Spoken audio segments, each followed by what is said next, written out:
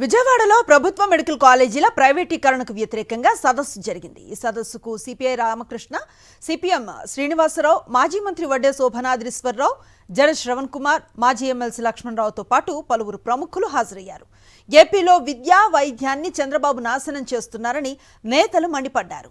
PPP అంటే ప్రజల ఆస్తులపై ప్రైవేటు పెత్తనం చేయటమేనని ఆగ్రహాన్ని వ్యక్తం చేశారు. పేదలకు ఉచిత వైద్యం అందకుండా కూటమి ప్రభుత్వం కుట్రలు చేస్తోందని ధ్వజమెత్తారు.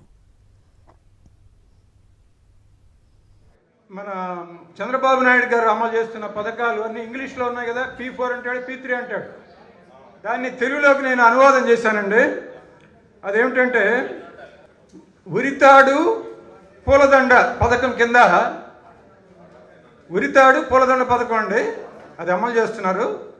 దాని కింద మన ప్రజల యొక్క సొమ్ముని, ప్రజల యొక్క ఆస్తులకి ఉరితాడు, ప్రైవేటు వ్యక్తులకి, ప్రైవేటు సంస్థలకి పూలదండ స్వాగతం.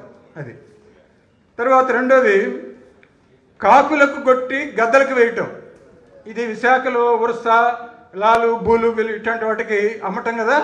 అది కాకులను కొట్టి గద్దలకు వేయటం. రాజధాని కూడా దాని కిందకే వస్తుంది. ఇంకొక పథకం అండి, ఇది నాకు చెప్పేశారు ఆల్రెడీ, అసో అదా అనే పథకం ఉందండి. అత్త సొమ్ము అల్లుడు దానం చేయటం. అది ఇందాక ఎవరో చెప్పేశారు. అది తర్వాత నమోచే, నమోచే ఇది ఎప్పటి నుంచో అమల్లో ఉంది. 1995 నుంచి అమలు చేస్తున్నాడు ఆయన. నమ్మించి మోసం చేయటం, 420 పథకం అంటారు ఇంగ్లీష్లో.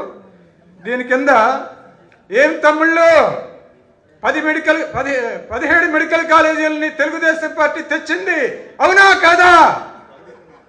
తుపాకీ గురిపెట్టి, అవునా కాదా?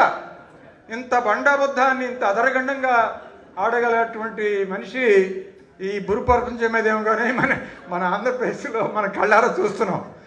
ఈయన భూప్రపంచంలో ఎవరు ఉండడు. ఎదురుపెట్టి నువ్వు చస్తావా, చెప్తావా చస్తావా, అవునంటా లేదా అని అట్లాంటి పాలనలో మనం బతుకుతున్నాం. కాబట్టి మనం పెద్ద పెద్ద పనులు చేయకపోయినా ఇంకోటి ఏదో ఉందండి, వాడుకో వదిలేసాయి. బుడమేరు వరద వచ్చిందండి, వాలంటీర్లను పిలిచి వాడుకున్నాడు. ఇప్పుడు వాలంటీర్లుగా అసలు ఊసేలేదు. ఇలాంటి పథకాలు కూడా చాలా చేశాడు.